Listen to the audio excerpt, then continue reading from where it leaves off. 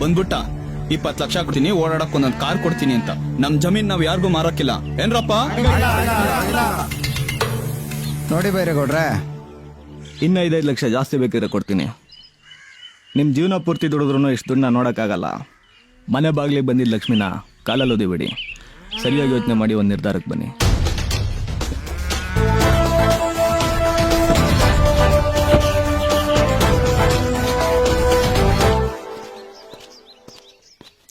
ಏನು ಯೋಚನೆ ಮಾಡ್ತಾ ನಿಂತಿದಿರ್ಲ? ಇಷ್ಟು ವರ್ಷ ದಬಾಕರು ನೆಟ್ಕೊಂಡ್ ಕೆಲಸ ಸಿಕ್ಲಿಲ್ಲ ನಿಮ್ಗೆ.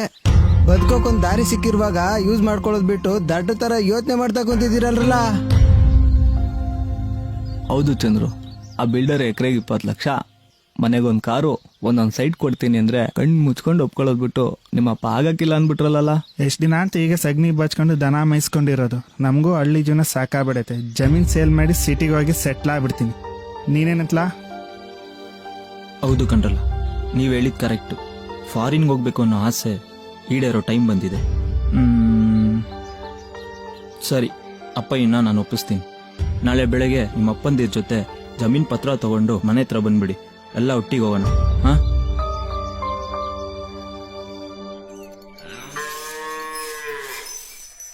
ಅಪ್ಪಯ್ಯ ನಿನ್ನ ಹತ್ರ ಸ್ವಲ್ಪ ಮಾತಾಡ್ಬೇಕಿತ್ತು.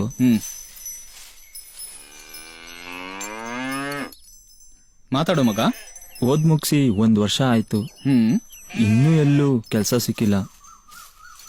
ಜಮೀನ್ ಮಾರಿ ದುಡ್ಡು ಕೊಟ್ರೆ ನಾನು ಫಾರಿನ್ಗೆ ಹೋಗಿ ಕೆಲಸ ಮಾಡಿ ದುಡ್ಡು ಸಂಪಾದನೆ ಮಾಡ್ಬೋದಲ್ವಾ? ಏನ್ ಹೇಳ್ತಿದ್ದಿಲ್ಲ?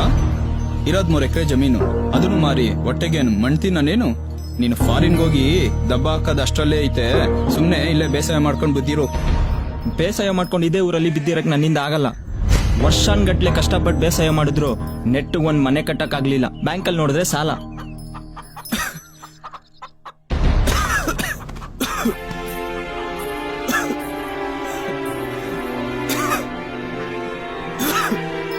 ನನ್ನ ಮಾತು ಕೇಳು ಅಪ್ಪಯ್ಯ, ಎಷ್ಟು ಅಂತ ನೀನು ಕಷ್ಟಪಡ್ತೀಯ. ಆ ಬಿಲ್ಡರು ಯಾರು ಬಂದಂಗೆ ಬಂದವ್ರೆ. ಜಮೀನ್ ಮಾರಿ ಸಾಲ ತೀರಿಸಿ ಮನೆನೂ ಕಟ್ಬೋದು.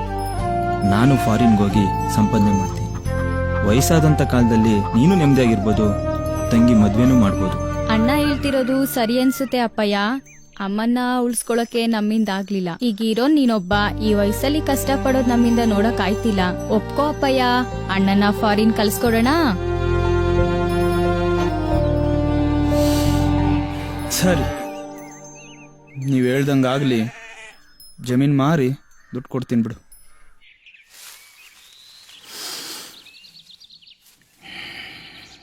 ತಾಯಿ, ಇಷ್ಟು ದಿನ ನನ್ನ ಮನೆಯವ್ರಿಗೆ ಅನ್ನ ಕೊಟ್ಟು ಕಾಪಾಡಿದ್ಯಾ. ನಿನ್ನ ಬೇರೆಯವ್ರಿಗೆ ಮಾರ್ತಾ ಇದ್ದೀನಿ ಅಂತ ಬೇಜಾರು ಮಾಡ್ಕೊಂಬಿಡ ತಾಯಿ. ನನ್ನ ಕ್ಷಮಿಸ್ಬಿಡು.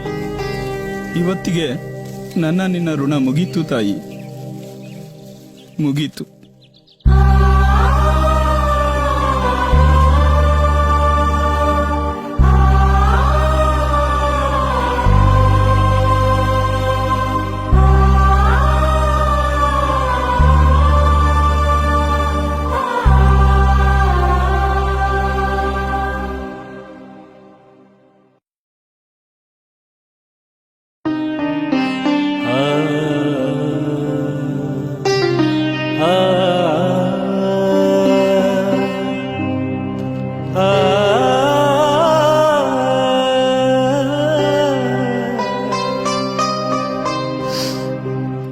ಇದ್ದಿ ಜಮೀನ್ ಮಾರಿ ದುಡ್ಡು ಕೊಡ್ತಾ ಇದ್ದೀನಿ ಮಗ. ಫಾರಿನ್ಗೆ ಹೋಗಿ ಒಳ್ಳೆ ಕೆಲಸ ಹಿಡಿದು 4 ಕಾಸು ಸಂಪಾದನೆ ಮಾಡಿ 4ರಂತೆ ಆಗು. ಸರಿ ಅಪ್ಪಯ್ಯ.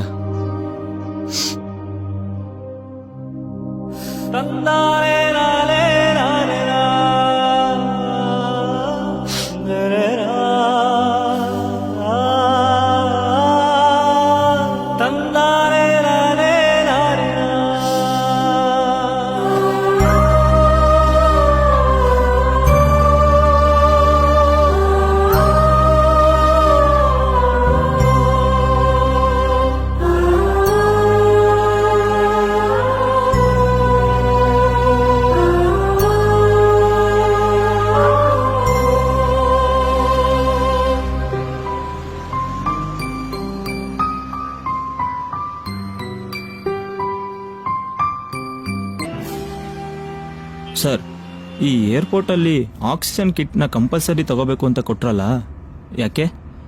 ಸಿಟಿ ಸರೌಂಡಿಂಗು 40 ಕಿಲೋಮೀಟರ್ ಮಾತ್ರ ಆಕ್ಸಿಜನ್ ಸಿಗುತ್ತೆ, ಅದಕ್ಕೆ ಕೊಟ್ಟಿದ್ದಾರೆ. ನಮ್ಮ ಕರ್ನಾಟಕದ ಅನ್ನ ತಿಂದು 10 ವರ್ಷ ಆಯ್ತು. ಎಲ್ಲಾದರೂ ಒಳ್ಳೆ ಚಿತ್ರಾನ್ನ ಸಿಗೋ ಹೋಟೆಲ್ ಹತ್ರ ಗಾಡಿ ನಿಲ್ಸಿ ಟಿಫನ್ ಮಾಡ್ಕೊಂಡು ಹೋಗೋಣ. ಇವಾಗ ಎಲ್ಲಿ ಸಿಗುತ್ತೆ ಸರ್ ಅನ್ನ?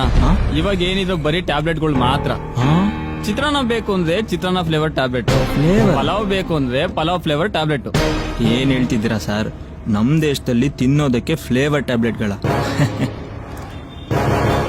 ಇನ್ನೇನ್ ಮಾಡಕ್ಕಾಗತ್ತೆ ಸರ್, ಹೊಟ್ಟೆ ತುಂಬಾ ಹಸಿತಿದೆ, ಅದನ್ನೇ ತಿನ್ಕೊಂಡು ಹೋಗೋಣ. ಎಲ್ಲಾದ್ರೂ ನಿಲ್ಸಿ. ಸರಿ ಸರ್, ಆಯ್ತು.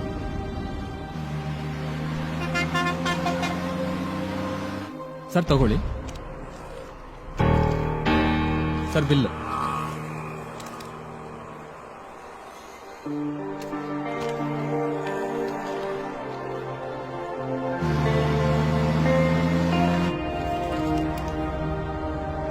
ಸರ್, 2 ಲೀಟರ್ ವಾಟರ್ ಬಾಟಲ್ಗೆ 2,000 ರೂಪಾಯಿ, ಒಂದೊಂದು ಟ್ಯಾಬ್ಲೆಟ್ 500 ರೂಪಾಯಿ. ಏನಾಗ್ತಿದೆ ಸರ್ ನಮ್ ದೇಶ? ಹೌದು ಸರ್, ಈಗ ಎಲ್ಲಾದ್ರ ಬೆಲೆನೂ ಜಾಸ್ತಿ ಆಗ್ಬಿಟ್ಟಿದೆ. ನೀವ್ ಇಲ್ಲಿದ್ದಾಗ ನೋಡಿ ದೇಶನೇ ಬೇರೆ, ಇವಾಗ ನೀವು ನೋಡ್ತಾ ಇರೋ ದೇಶನೇ ಬೇರೆ. ಇರೋ ಬರೋ ಕಾಡೆಲ್ಲ ನಾಶ ಆಯ್ತು. ರೈತರು ಅವ್ರವ್ರ ಜಮೀನುಗಳನ್ನ ಮಾರ್ಕೊಂಡು ಸಿಟಿ ಸೇರ್ಕೊಂಡ್ರು. ವ್ಯವಸಾಯದ ಭೂಮಿಗಳೆಲ್ಲ ಲೇಔಟ್ಗಳಾಯ್ತು. ಇವಾಗ ಕಷ್ಟಪಟ್ಟು ವ್ಯವಸಾಯ ಮಾಡಕ್ ಯಾರು ರೆಡಿ ಇದ್ದಾರೆ ಸರ್? ಹೀಗಾಗಿ ನಾವು ತಿನ್ನೋ ಊಟನೂ ಬೇರೆ ದೇಶಗಳಿಂದ ಇಂಪೋರ್ಟ್ ಮಾಡ್ಕೊಂತ ಇದೀವಿ. ಕಳೆದ 10 ವರ್ಷಗಳ ಹಿಂದೆ ತಿನ್ನಕ್ ಅನ್ನ ಇಲ್ದೆ, ಉಸಿರಾಡಕ್ ಶುದ್ಧವಾದ ಗಾಳಿ ಇಲ್ದೆ ಲಕ್ಷಾಂತರ ಕಡು ಬಡವರು ಸತ್ತೋದ್ರು. ನೀರಿನ ಬೆಲೆ ಅಂತೂ ಪೆಟ್ರೋಲು, ಡೀಸೆಲ್, ಚಿನ್ನದ ಬೆಲೆಗಿಂತ ಜಾಸ್ತಿ ಆಗಿದೆ ಸರ್. ಸರ್, ಇವಾಗ ಎಲ್ಲರ ಹತ್ರ ದುಡ್ಡಿದೆ, ಆದ್ರೆ ಆಗಿದೆ ನೆಮ್ಮದಿ ಜೀವನ ಈಗಿಲ್ಲ ಸರ್. ಸರ್, ಆಕ್ಸಿಜನ್ ಮಾಸ್ಕ್ ಹಾಕೊಳ್ಳಿ. ಇಲ್ಲಿಂದ ಮುಂದೆ ಹೋದ್ರೆ ನಮ್ಗೆ ಆಕ್ಸಿಜನ್ ಸಿಗಲ್ಲ.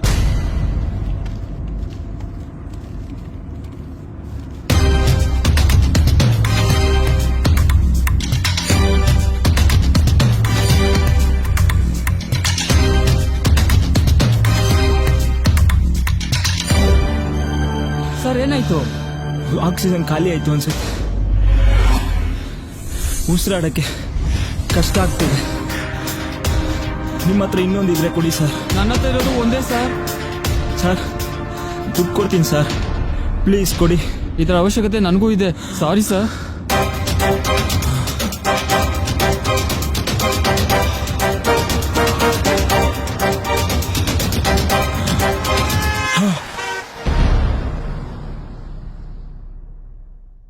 ಹಬ್ಬಾ, ಇಷ್ಟೊತ್ತು ನಾನು ನೋಡಿದ ಕನ್ಸಾ?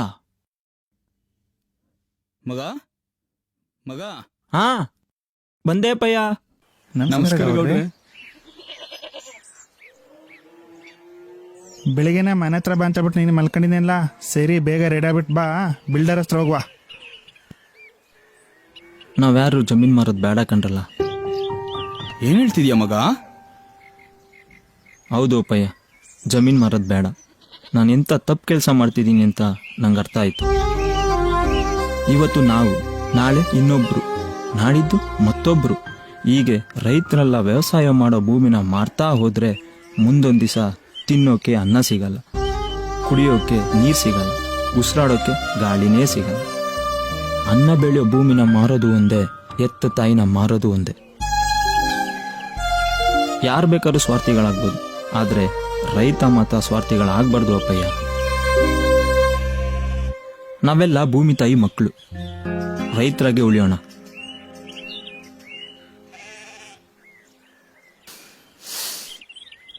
ನೀ ಹೇಳ್ತಾ ಇರೋದ್ ದಿಟ್ಟ ಮಗ.